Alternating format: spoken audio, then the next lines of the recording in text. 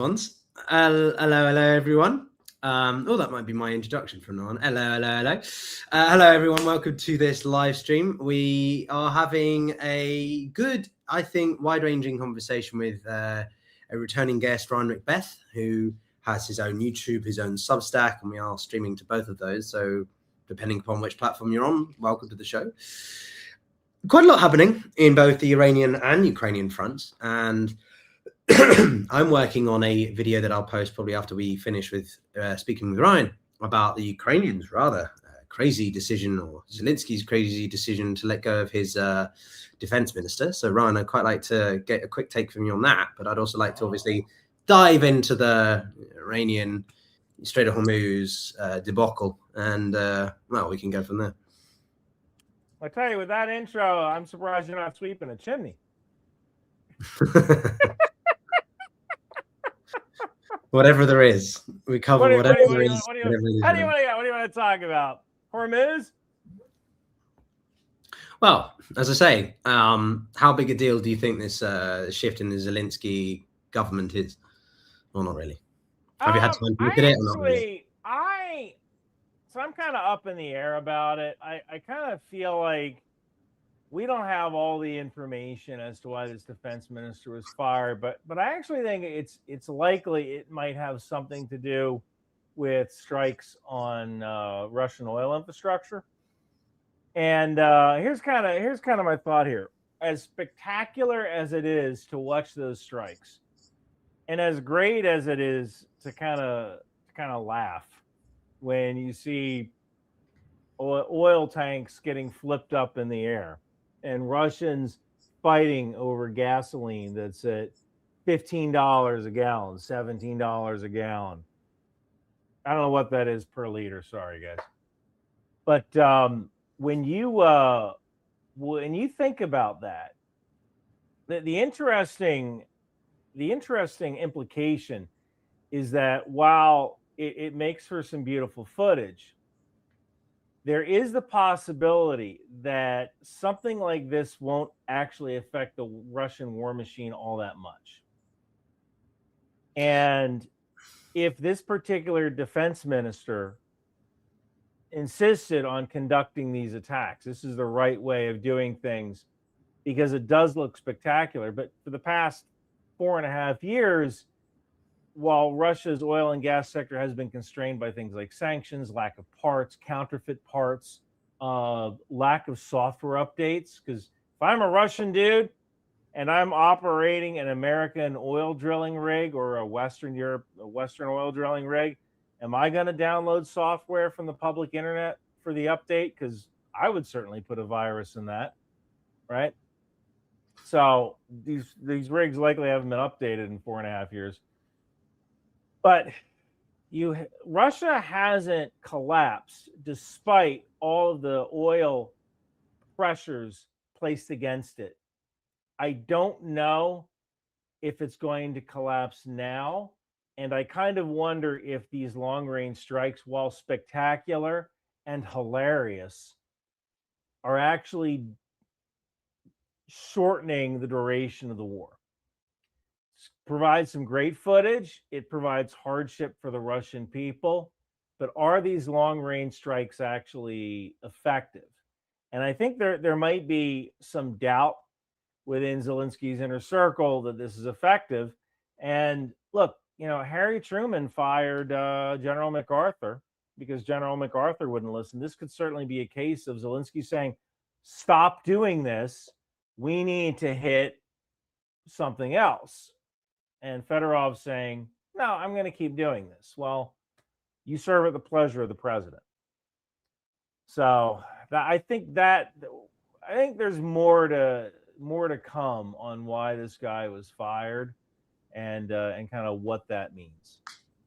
Well, I saw earlier that the Ukrainian defense minister had been, what is he, in his 30s? He's pretty young, Fedorov. He had been fired because he had suggested firing the top 2 commanders, and Zelensky decided to fire him instead. So it was basically a power contest between himself, I can't pronounce his name. Sereskiev. I don't know. I'm not good at Russian names, if I'm honest, despite being half Russian. Or Andrea Hanatov, the chief of staff. Right. So it's either fire those two guys, or he was let go, and he was let go instead. So, like, what, Zelensky has a loyalty to these other two commanders. They have some power over him. He didn't want to listen because he liked what's happening. Like, we're just getting the public version of the story. I kind of look at things from like a top view. I mean, what does William Spaniel from Lines on Maps say? Don't look at what leaders say, look at what they do, right? And I think from a logical standpoint, I think that might be the most logical reason why this gentleman was fired. Just he is prioritizing stuff that Zelensky doesn't want prioritized. But of course, I could be wrong.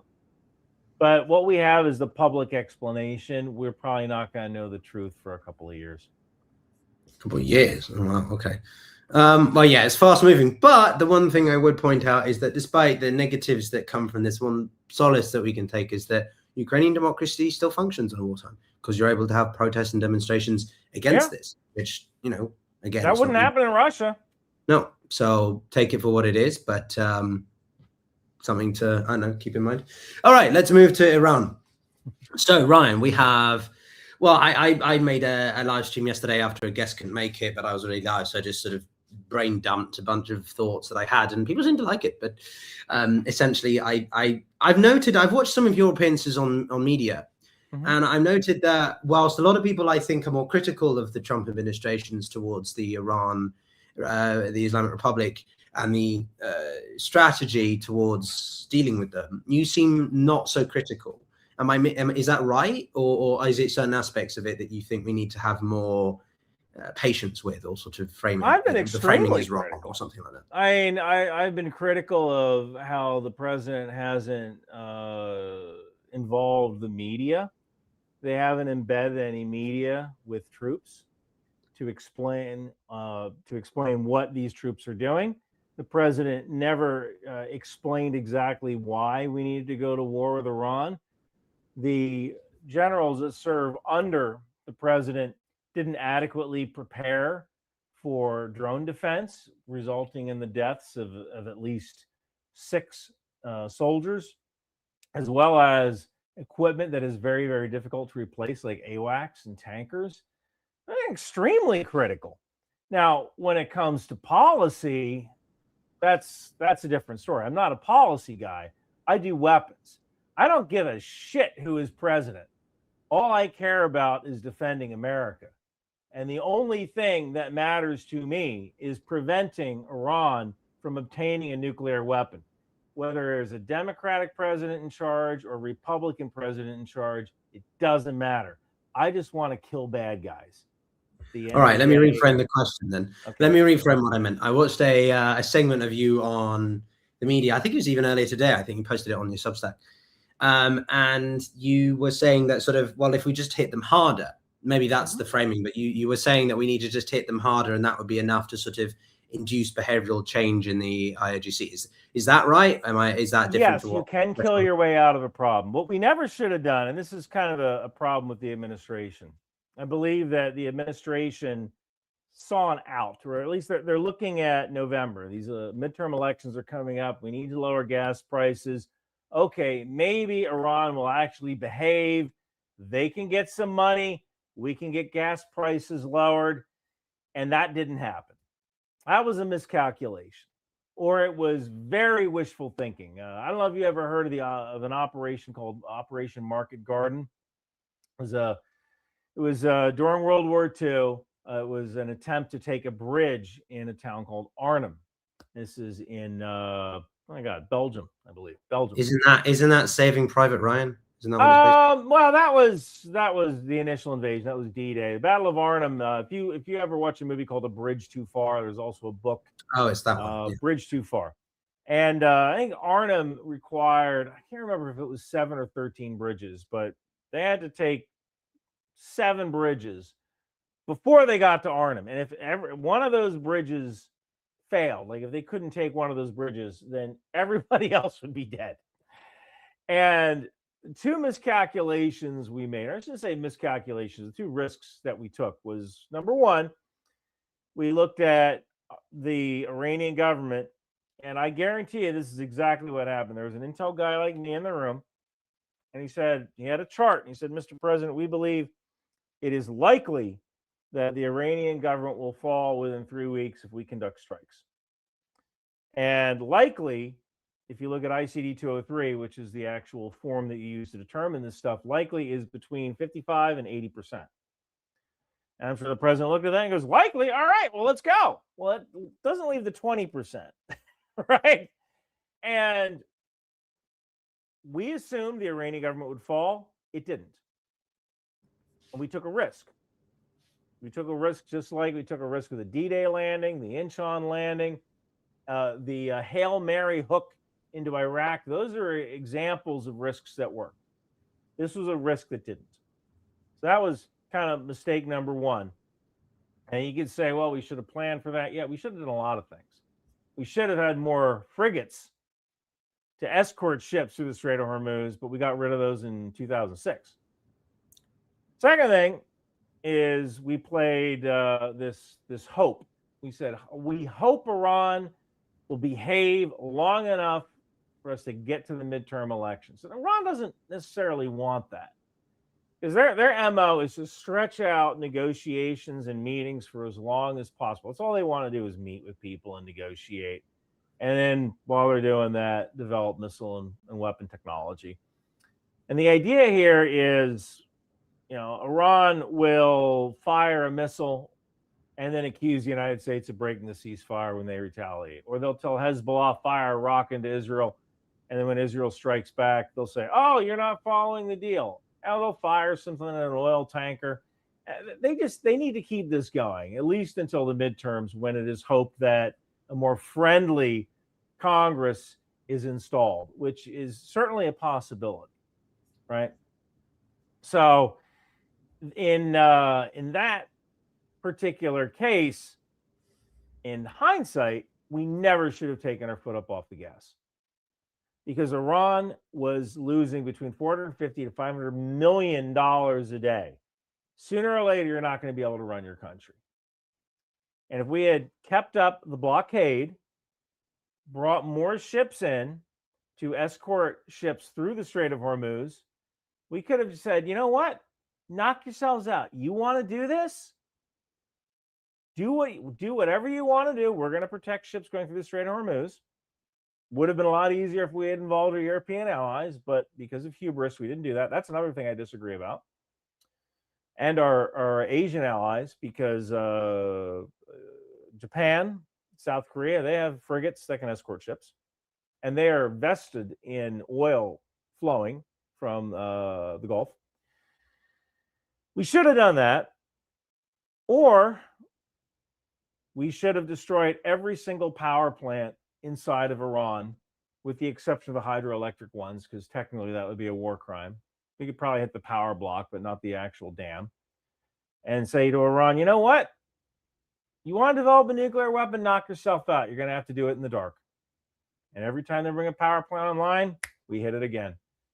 And eventually their entire civilization collapses. That would be a humanitarian crisis of biblical proportions. But unfortunately, 12er Shia ideology believe that Iran must develop a nuclear weapon.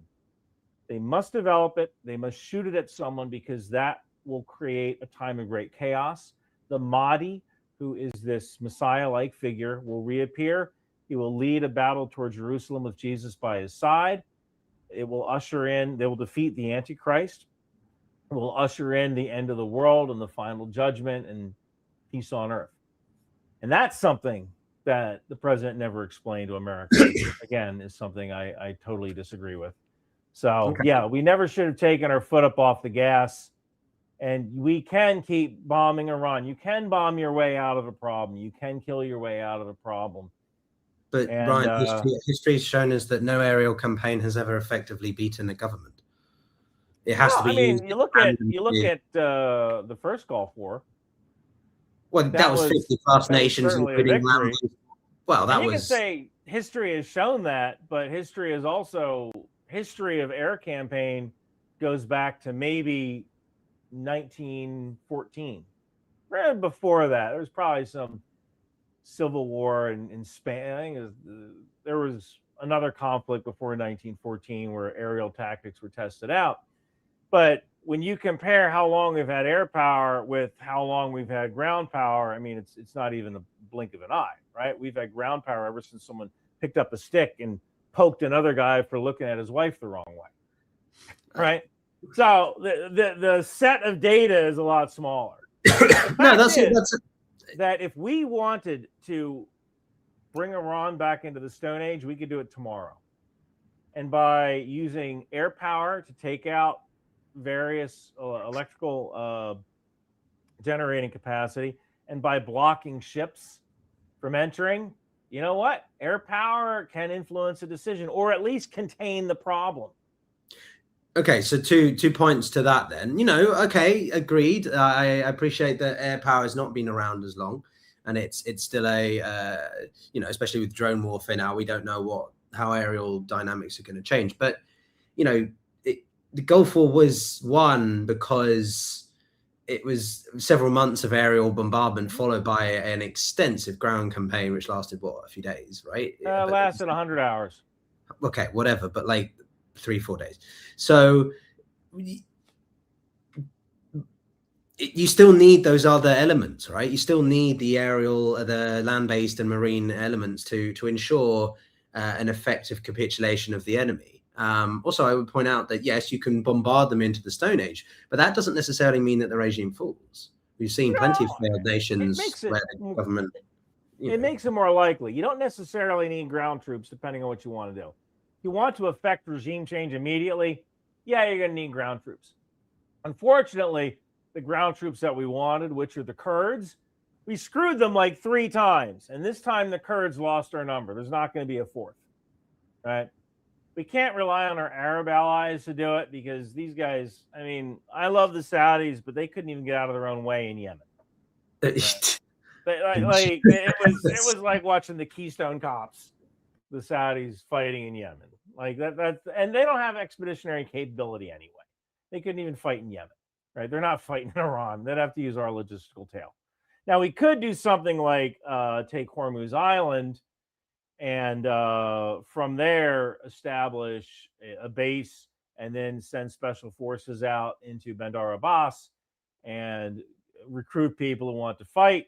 And then it starts to look like Libya, where you have this long convoy of people supported by American air power and perhaps special forces on the ground, just rolling up IRGC as you head north toward Tehran. You could do that, but the thing I would argue is, you know what? Let them do it. Let Iran do whatever the hell they want. If they turn on the lights, we drop a bomb on them.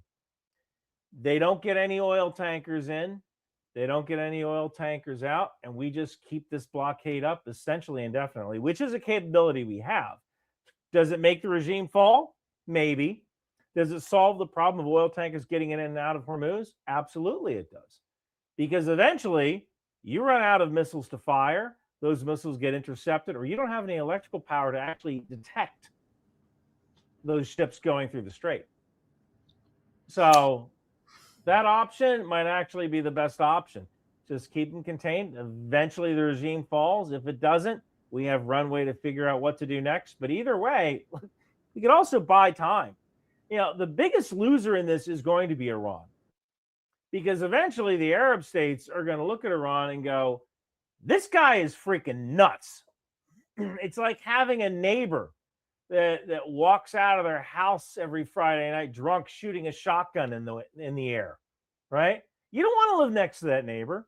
So what you're going to see are some Arab nations building pipelines. They're going to go, you know what? We're going to bypass Hormuz. We're going to go straight to the Red Sea. We're going to go straight through a pipeline. We're going to get a natural gas pipeline going up through Iraq. Not even going to use the Strait of Hormuz anymore because Iran can't be trusted. When that happens, Iran's leverage is gone. Now, it's going to take a while to build those pipelines. We're also going to need railways because shipping containers come to Saudi Arabia. They come to Saudi Arabia via container ship. We have to offload them from a ship, maybe in the Red Sea, put them on rail cars. So we're going to need a rail network as well. That's going to take time to build. But even if it takes 10 years, that means Iran is going to have nothing to show for this. So their own belligerents kind of got them into this mess. Look, I think there's no denying that the IGC and the Iranians face a pretty uphill battle, quote unquote. But I'm still questioning your belief that they face a longer term challenge than the US. Like, okay, if we have enough time to put pressure on this, but this is a rather unspecified time horizon. Do we have the luxury of time, if we're the United States, to expect that all this can happen? Surely Trump's going to be facing growing. Well, his own ex-defense chief yesterday said this is a bad idea. Things are going shit show, and Congress have blocked that defense bill yesterday. Which ex-defense chief? I'm not familiar with that. I'll look it up, but like, do you not see what I'm saying? Trump doesn't have the political capital on his side. In terms no, I mean, that's kind of what happens when you're boorish, right? That's what kind of happens when you alienate half the country. That is an issue. That's his political style. From a technical or military standpoint, which I am able to analyze, we have the funding, we have the capability to keep up a blockade indefinitely. In fact, it's actually good training. It's good training. These people on the ships, at least they're doing something, right? They're doing something there.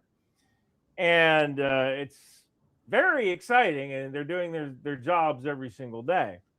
So from a military and technical capacity and financial capacity, we have time on our side. Iran doesn't have the money, and it doesn't have the technical capacity to defeat the United States or defeat the blockade.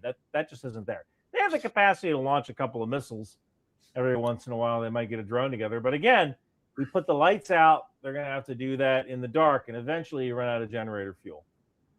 And again, that's bad because that's a humanitarian crisis. Would likely see people try to flood into Turkey or into Pakistan. I don't know if anyone's going to Afghanistan, but we could see a refugee crisis on the border between Pakistan and Turkey. But it certainly is a method of accomplishing our objective. If the objective is to reopen the Strait of Hormuz and make shipping traffic believe that they will be safe if they transit.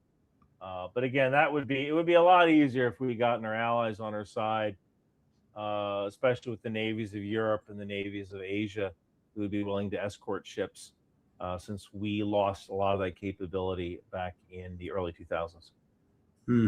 So the defense chief I'm talking about is Mark Esper. Okay. He said that the Iran war, this is from the FT last night, he said the US will not win Iran war from the air. More bombing will not change Tehran's behavior, which sort of I mentioned, as President vows to step up the attacks. Yeah, it's former defense secretary. I can read it a little bit. Excuse me, suffering from the remnants of a cold here. It's war against Iran through aerial bombardment and must strangle the Islamic Republic's economy to force the Strait of Hormuz open. Yeah, he said the strategy would not change Iran's stance and desire to keep control of the strait. I'm not confident that if we picked up the bombing the way we did months ago and sustained it for a period of time, that would have enough big damage. No, it wouldn't. It wouldn't change Iran's stance, but it would contain them.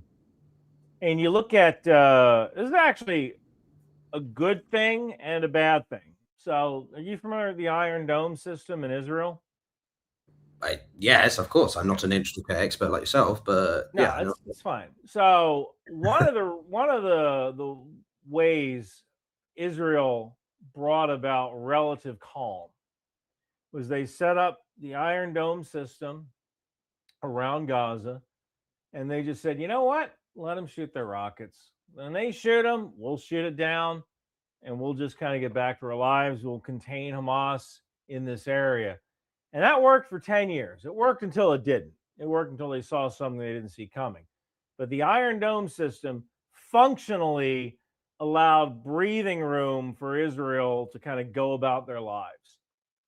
And by creating a blockade, preventing Iran from getting that foreign capital from selling their oil, and then escorting ships in and out of the Strait of Hormuz. It buys time for Saudi Arabia and Oman to build pipelines, shared pipelines, natural gas pipelines, oil pipelines, rail networks to move shipping containers from the Red Sea. It buys them that time to do that. It might be 10 years. And then after 10 years, you might turn off the blockade. Maybe Iran's government falls. Maybe it doesn't. But either way, it still buys time for these Arab nations to build the infrastructure they need. Of course, these Arab nations have had they've had since 1979 to build the infrastructure, and they decided to buy, they said, hey, instead of building infrastructure, let's build a ski slope in the desert, which they're probably regretting about now. Well, I think the Lion City is still my favorite, Ryan. The best part of 150 kilometers for Vision 2030. But yeah. Let's build a Lion City in the desert. Pipeline. No, man, Lion City.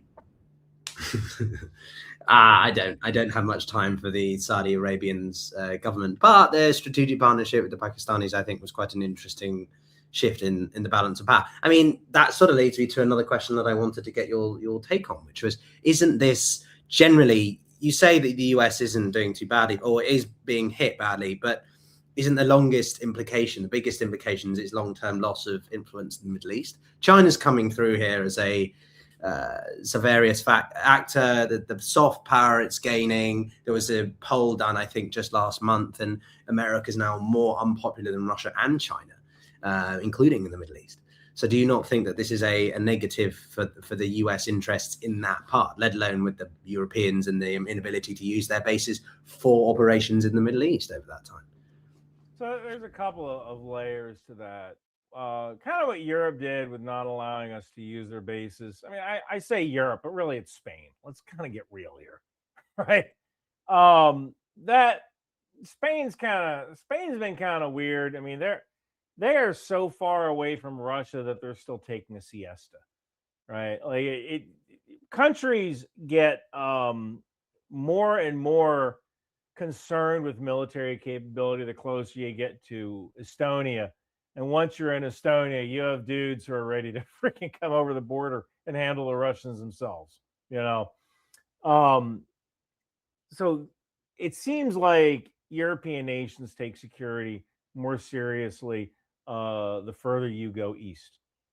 And I don't know if Spain understands that a lot of this is connected, or you just have a president who has a base, meaning a political base that he wants to satisfy, and standing up to President Trump is popular among his base. So he's just going to do that because the Americans can use other bases, and I get political points. Everybody kind of wins. The president tried to say they're going to cut off trade with Spain, which you can't actually do because it's part of the EU. So, that's I'm not sure exactly what we import from Spain other than like olives and maybe sangria.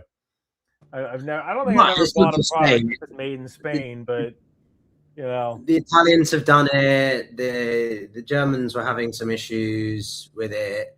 It's not just Spain. Spain have been the most vocal, but there's been quite a few nations in Europe which have been, on varying degrees, reluctant to be involved in America's operations in the Middle East. Well, that's what happens when you talk about freaking invading Greenland. There are consequences to boorish behavior, right? And if a couple of nations see an opportunity to be a little vengeful, I can totally understand why they would do that. Now, when it comes to our Gulf allies, I don't necessarily. I think you said that a certain percentage of people view China more favorably than America in the Gulf. Okay, but the people don't actually count because most of the Arab world are monarchies or autocracies. So the king of Jordan really doesn't give a crap what his people says because he's the king. The people of Saudi Arabia, they might not like what's going on, but you know what? It's not, they're not in charge. The king is.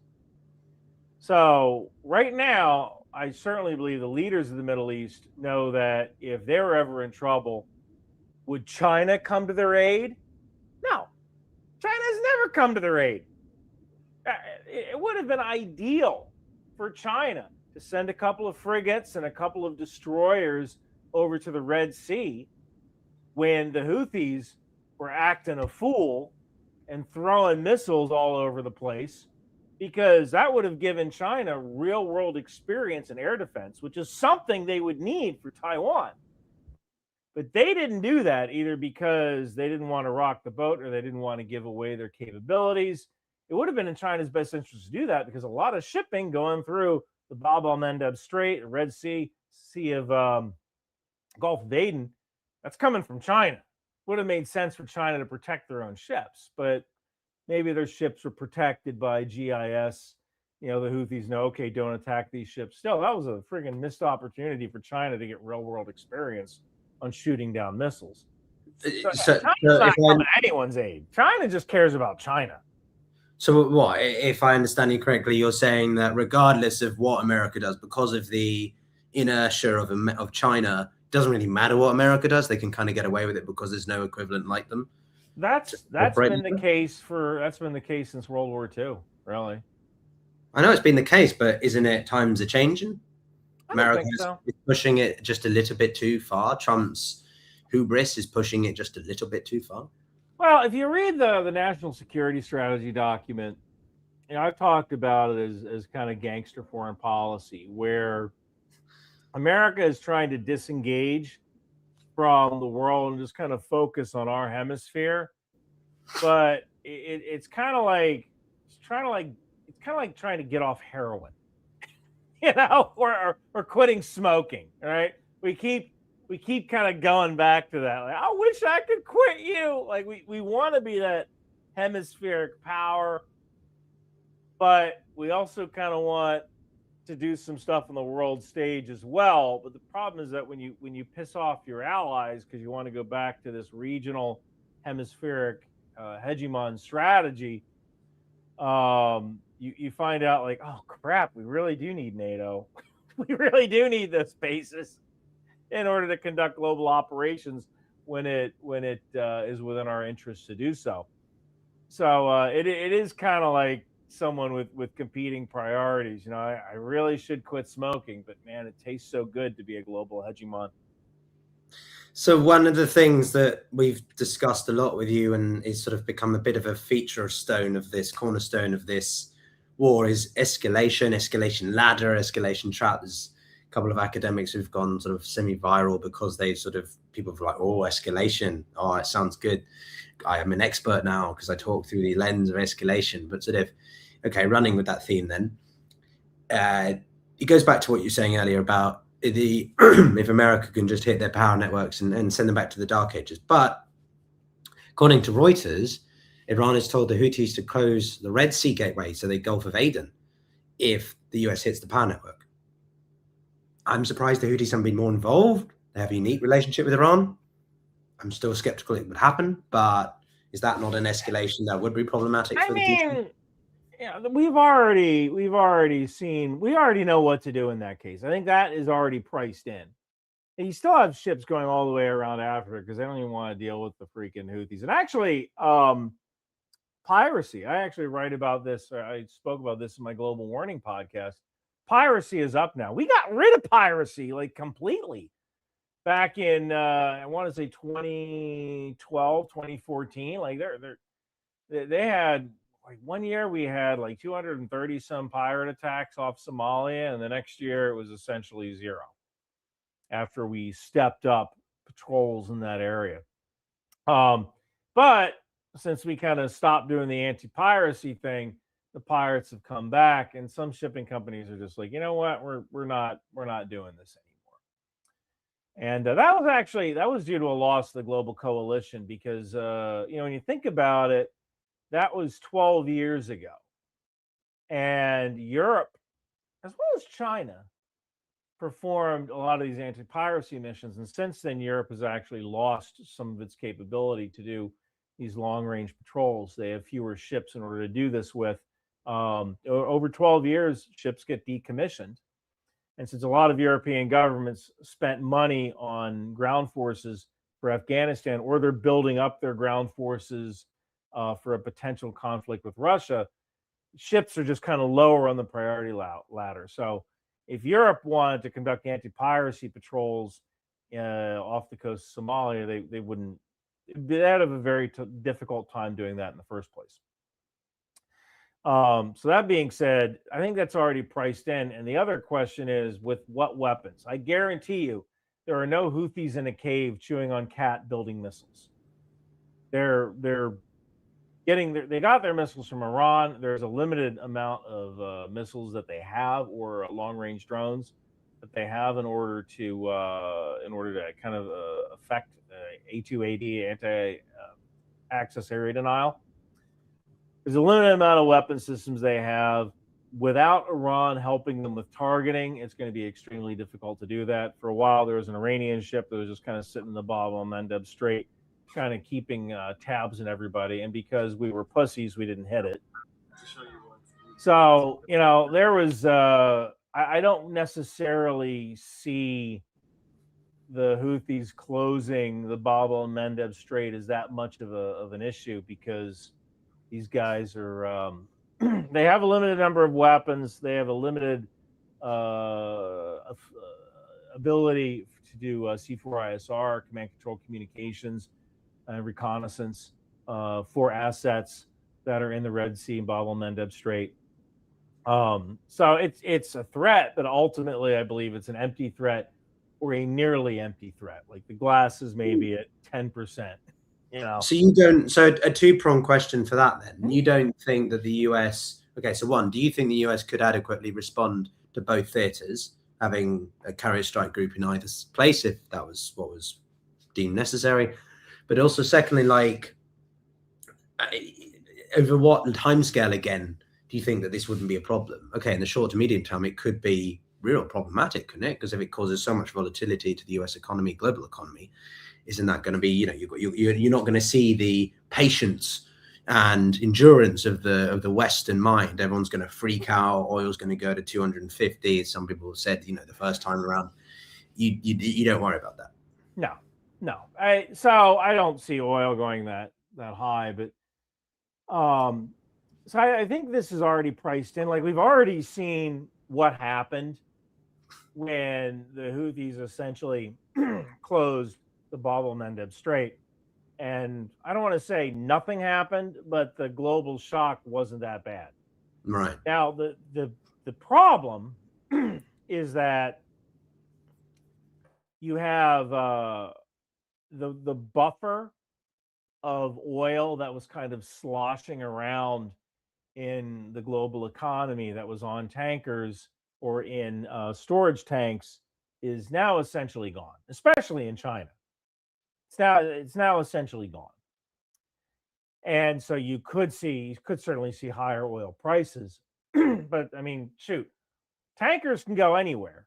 Those tankers can pull up to the United States and load crude oil just as easily as they could go to Arab nations. And I think that might be something the U.S. would certainly want. Will gladly sell oil to anyone who wants it. So I don't really see that as that much of an issue.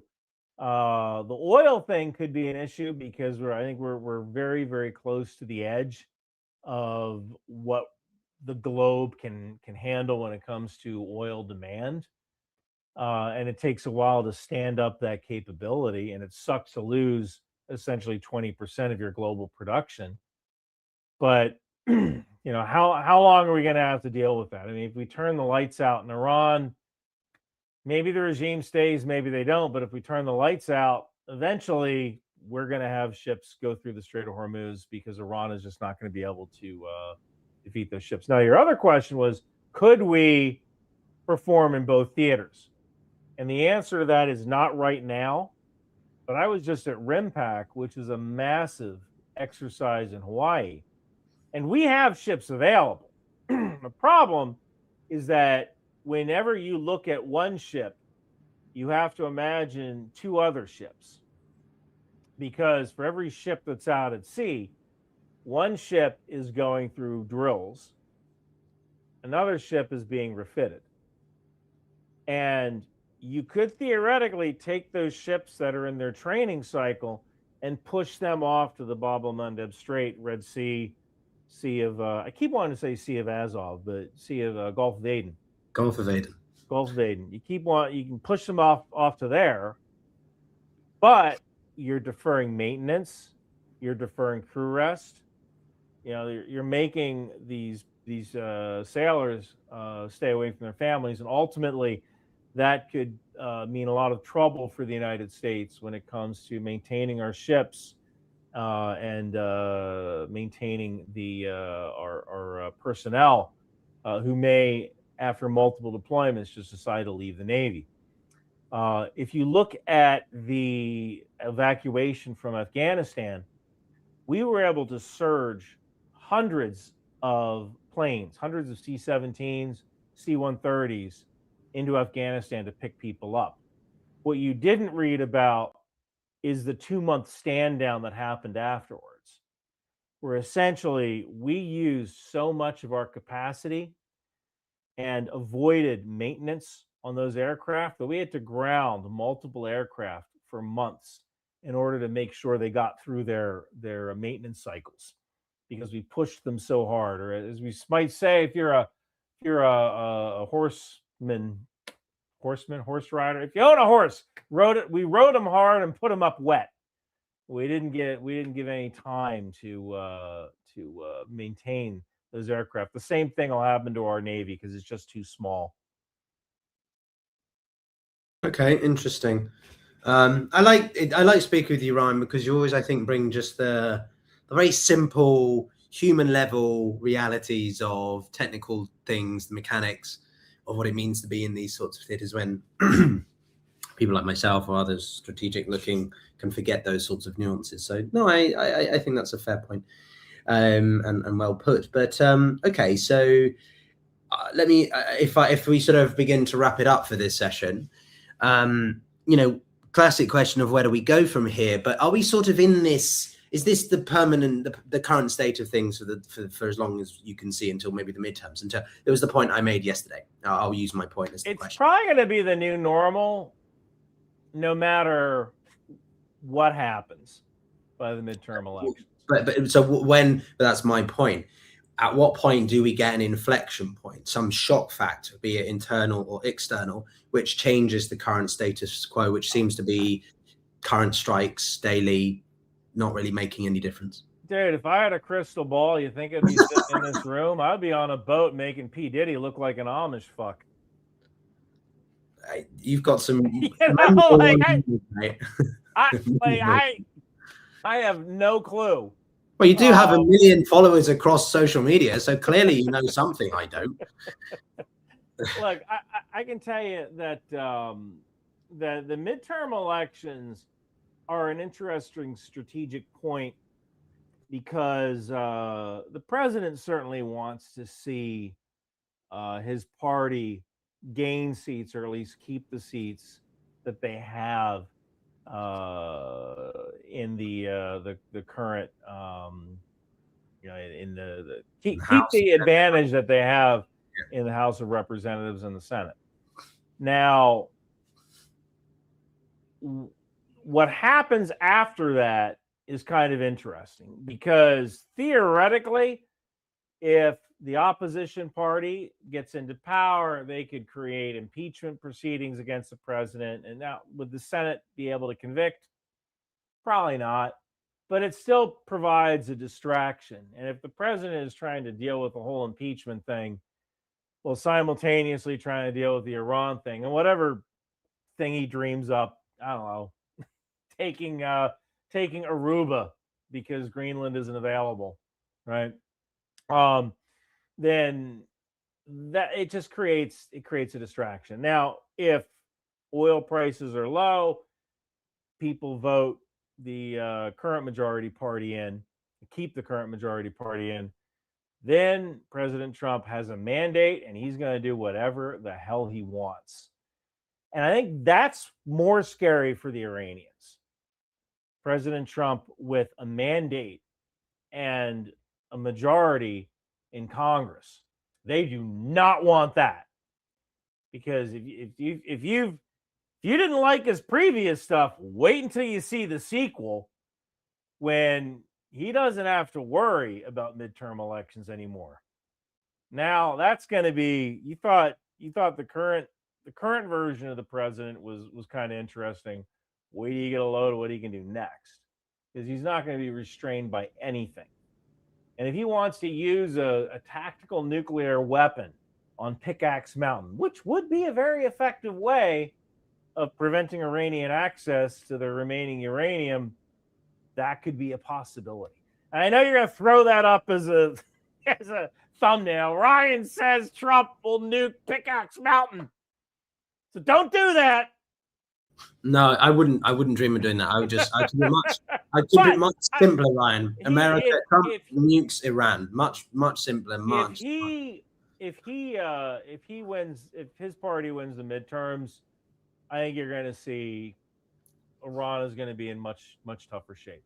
But I thought he already has the majority, Ryan. I think it's only a case. He does, but I think right now his main concern is, how do we get gas and food prices low? Because gas affects everything. How do we get this low so that people say, hey, I'm going to vote for the majority party in the next election? And right now, you're not in the U.S. There are people who are suffering right now. There are people who are not, because the gas prices make everything more expensive, and Americans drive, right? So if you're spending $70 trying to fill up your car, that means there's less money to buy food. There's less money for spending. I've actually noticed it on Substack, where I've had people stop paying me the $5 a month, and then a little comment thing when they take down their subscription, they say, I can't afford it anymore. When you can't afford that $5 a month, you're in a lot of freaking trouble. And I don't want to say the president caused this. The president caused this with this conflict. And how he gets out of it, that's the question. I bet he wishes he had a crystal ball. He'd be on the boat with Diddy. Well, surely he would have. But his last point, Ryan, my most frustrating bit is that when people who are like, we've just got to keep striking them, or this is now a responsibility of the United States to open up the Strait of Hormuz and prevent the IRGC from closing it and putting a toll. They must never be allowed to put a toll on. That was not a thing before the United States or Trump's administration decided to launch this state at the behest of Israel on February 28th. None of these issues were a thing. They're trying to solve a problem that wasn't a problem. Well, the problem was that Iran was developing a nuclear weapon, or at least the capability of producing uranium at scale to eventually get put on a rocket. And that case was never explained to the American people, the 12 Shia ideology, why Iran wanted to build a nuclear weapon, and how they would employ it in order to bring back their Messiah. And the fact that when I made a video about this, it was the first time people had even, honestly, it was the first time some people had even heard of what Shia Islam is, which is a problem in itself. I mean, why would Americans know what Shia Islam is? We're only fighting Shia militia for 20 freaking years in Iraq, not 20 years in Iraq, but we're only fighting Shia militia from 2003 to 2010 in Iraq. Why would we know who they are, right? That was the biggest issue. I think that Iran had to be dealt with. And the difference between me saying we need to keep attacking Iran and the average person who doesn't know what they're talking about saying we need to attack Iran is that those people believe that bombing will create regime change. I'm of the opinion that maybe the regime will change, maybe it won't. I don't care. We're going to keep striking you to keep the power off, and we're going to keep blockading you so you don't get any money, and you can do whatever the hell you want. We're just going to escort our ships to the Strait of Hormuz, and if you want to live in the hellscape that you created, knock yourself out. Okay, well, I guess we'll leave it there for today, everyone. Knock yourself out, Ryan. You've almost finished that cigar, working your way decently through it. But thank you very much for jumping on. As always, it's a pleasure to speak with you. Everyone, Substack, YouTube, wherever you are. Thanks for watching. Do check out Ryan's great commentary as always. And let's do this again soon, my friend. Lots going on. Hopefully, not much to talk about, but there probably will be. And watch the Ukrainian front. That's also changing as well, isn't it? But Absolutely. We'll speak soon. Have a good one.